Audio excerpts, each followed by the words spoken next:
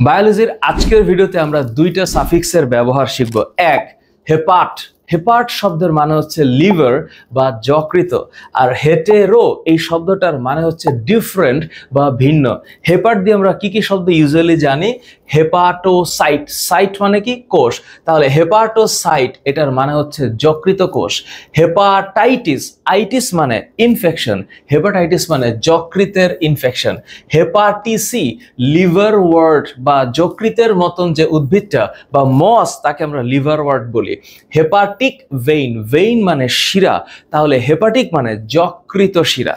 Hetero শব্দের মানে different, আমরা শিখবো হেটেরো সার্কাল, যে মাছের পুচ্ছ পাখনা বা লেজটা ডিফারেন্ট, এটাকে আমরা হেটেরো সার্কেল বলি। এবং হেটেরোথ্যালিক মানে ভিন্নবাসী। তাহলে আজকের ভিডিওর শব্দ দুইটা, হেপাট মানে যকৃত এবং হেটেরো মানে ডিফারেন্ট।